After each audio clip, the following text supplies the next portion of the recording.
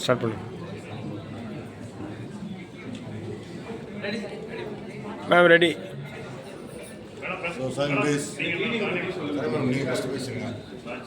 So நான் வண்ணம் clinic அப்படிங்கிறது ஒரு மதருக்கும் அவங்களோட தாய்மை, அதாவது அந்த கலர்ஃபுல் மதர் கூட அச்சீவ் பண்ணுறதுக்கு ஹெல்ப் பண்ணுறது.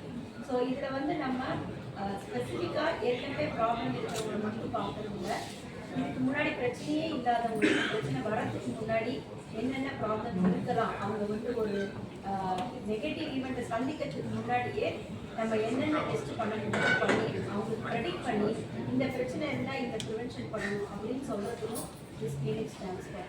ஸோ பிரச்சனை வந்து ஒரே விதமாக தெரிஞ்சால் கூட it is not a standard solution for everybody. இந்த கிளினிக்கோட இம்பார்ட்டன்ஸே பேஷண்ட் சென்டர்ட் அப்ரோச் அண்ட் ஒரு டெய்லர் மேட் பிளான், அவங்கவுங்களுக்கு சூட் ஆகிற மாதிரி ஒரு பிளான் கொடுத்து அவங்களோட தாய்மையோட வரத்தை அச்சீவ் பண்ணுறது தான் இந்த வந்து.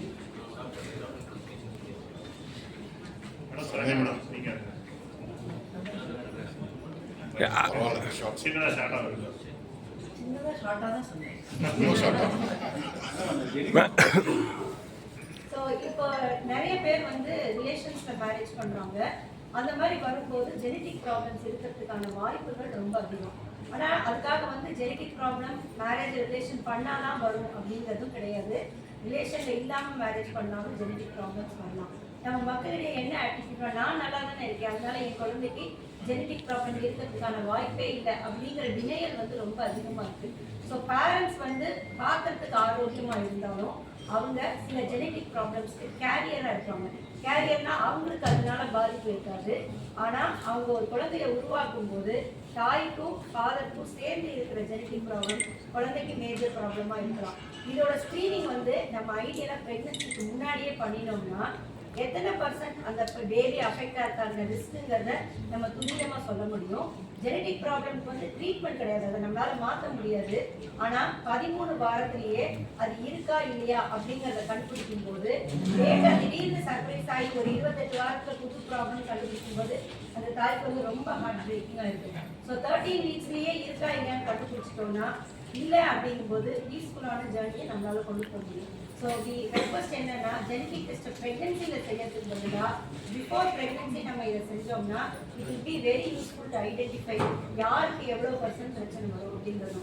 இப்போ அட்வான்ஸ்மெண்ட்டில் நிறைய டெஸ்ட் வந்துருக்குது அண்ட் முன்னாடியை விட இப்போ they are more cost effective.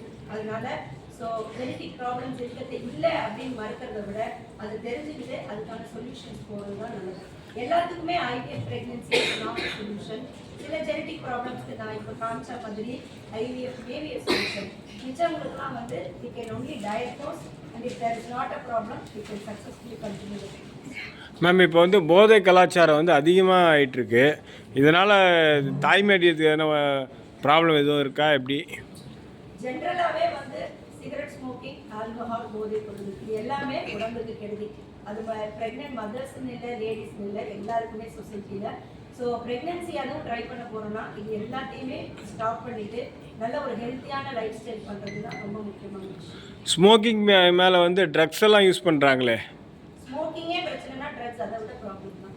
So எதுவுமே யூஸ் பண்ணக்கூடாது. எந்த ட்ரக்ஸுக்குமே there is no safe limit. இவ்வளோ மட்டும் யூஸ் பண்ணால் ஓகே, நான் இவ்வளோ சிகரெட் மட்டும் பிடிச்சா ஓகே அப்படிங்கிற கான்செப்ட்லாம் கிடையாது.